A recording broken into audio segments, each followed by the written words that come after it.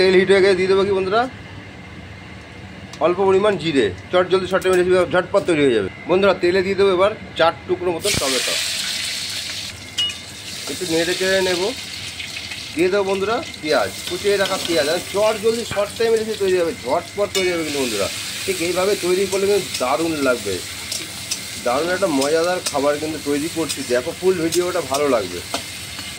Tomato আর পেঁয়াজটা ভালো করে ভেজে নিয়েছি। এবার দিয়ে দেবো আদা রসুন পেঁয়াজ লঙ্কা জিরে ধনিয়া পেস্ট করে নিয়েছিলাম, দিয়ে দিলাম ঝটপট।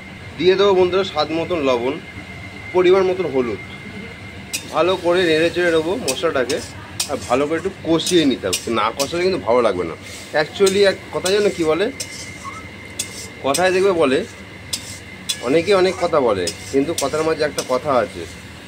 ঠিক বন্ধুরা এইভাবেই কিন্তু কষিয়ে নিতে হবে।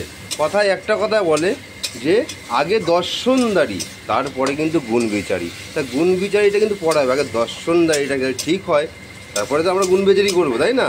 ঠিক চট জলদি শর্ট টাইমের রেসিপিটা ঠিক এইভাবেই তৈরি হবে। দেখো কী তৈরি হয় বন্ধুরা। এলাচ লবঙ্গ শুকনো লঙ্কা দিয়ে আলু আর সোয়াবিনটাকে ভালো করে সিদ্ধ করে নিয়ে ভেজে নিয়েছি। একদম চট জলদি শর্ট টাইমের রেসিপি তৈরি হচ্ছে। আমার মশলাটা কষে গেছে, এবার আমি দিয়ে দিলাম একদম।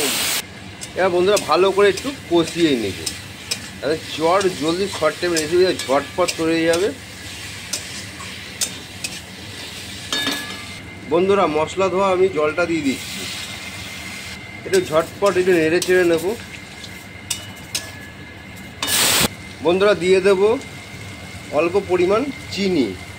চিনিটা দিলে পরে কী হয় বলো তো বন্ধুরা, স্বাদটা ফিরে আসে আর কালারটা কিন্তু দারুণ আসে। চট জলদি শর্ট টাইমের রেসিপি দেখতে হলে আমার পেজটাকে কিন্তু ফলো করো, তাহলে অনেক রেসিপি তোমরা দেখতে হবে। ঝটপট দেখো তৈরি হয়ে যাবে। কী তৈরি হয় দেখো, দারুণভাবে তৈরি হবে আজকে সোয়াবিন।